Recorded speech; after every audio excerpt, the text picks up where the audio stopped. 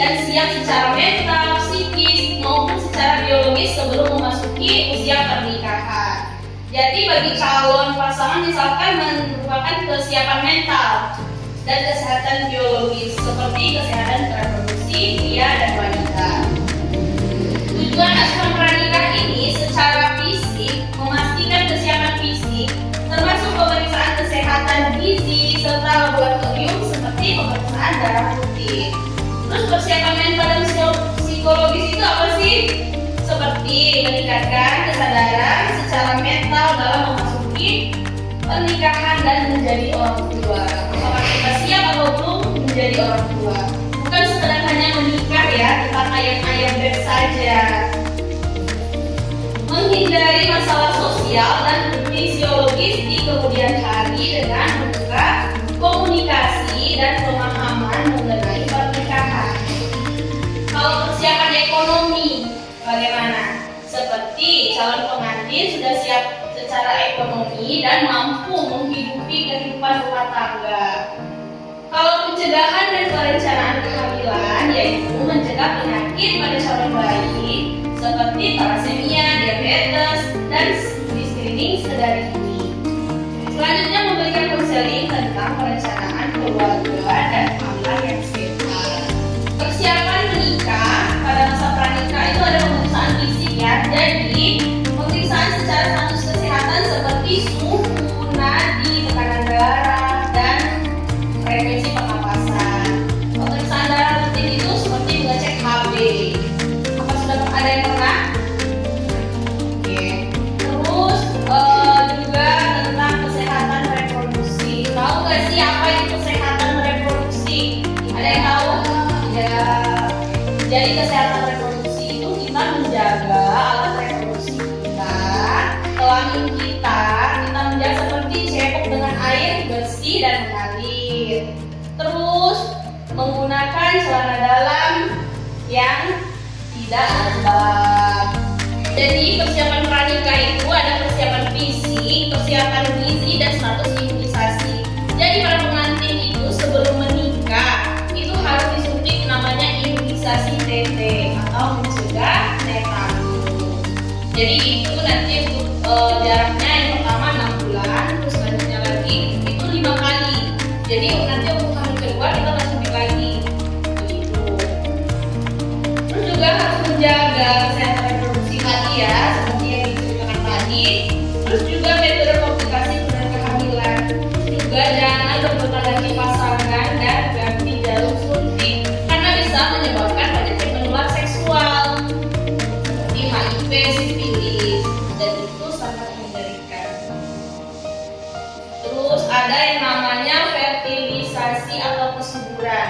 Kapan sih waktu yang baik dan subur meningkatkan kehamilan berhubungan suami istri? Dan adik-adik harus tahu kapan waktu terbaik untuk melakukan hubungan seksual dengan suami. Jadi misalkan kita haid di tanggal 1, terbaik untuk melakukan hubungan suami istri itu pada tanggal 12. Itu adalah masa subur, jadi intensitas melakukan hubungannya lebih sering. Seperti itu. Jadi fertilitas itu adalah kemampuan seseorang untuk menghasilkan keturunan. Kalau infertilitas yaitu ketidakmampuan seseorang dalam menghasilkan keturunan atau biasanya disebut dengan mandul. Jadi infertilitas ini ada dua.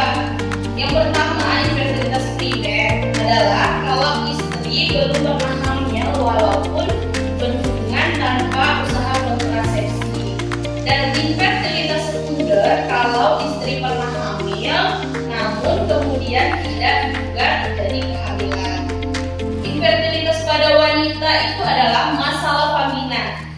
Infeksi seperti vaginitis, trichomonas vaginal yang hebat akan menyebabkan infeksi lanjut pada prosedur septik dan endometrium.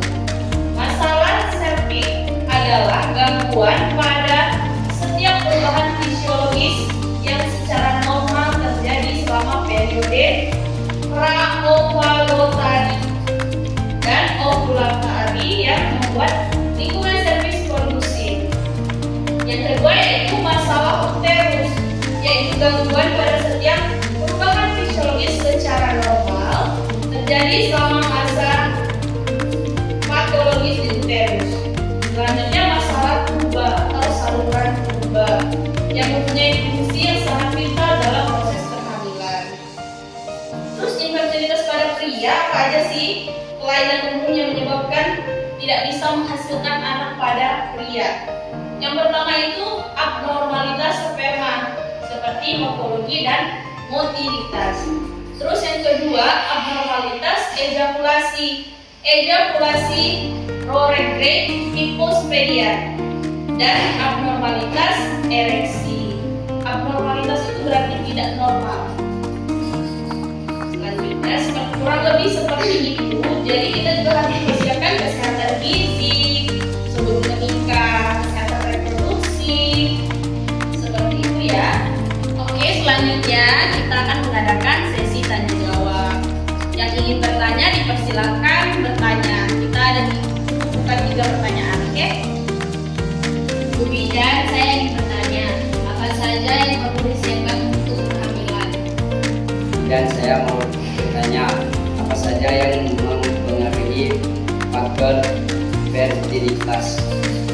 Bu Bidan, saya mau bertanya, kenapa penting menjaga kesehatan reproduksi? Oke, baiklah. Pertama tadi pertanyaannya apa saja yang perlu dipersiapkan untuk kehamilan. Jadi dalam proses kehamilan itu yang perlu kita siapkan yang pertama pemeriksaan kesehatan. Yang kedua itu memproduksi asam folat, gaya hidup yang sehat, olahraga teratur, dan tidur yang cukup seperti jalan begadang, tidur cepat. Jadi kita juga perlu mempersiapkan kehidupan yang sehat seperti jangan merokok dan konsumsi alkohol. Jadi apa saja faktor yang mempengaruhi fertilitas? Faktor yang mempengaruhinya itu ada faktor biologi seperti usia, berat badan, kesehatan reproduksi, dan juga kualitas sperma. Selanjutnya itu ada juga faktor gaya hidup seperti merokok, alkohol, atau mengonsumsi obat-obatan tertentu. Pertanyaan tadi yang terakhir, kenapa sih tidak penting sekali menjaga kesehatan reproduksi? Jadi sangat penting menjaga kesehatan reproduksi karena bisa menghindari dari penyakit berbahaya seperti infeksi menular seksual, terus HIV, dan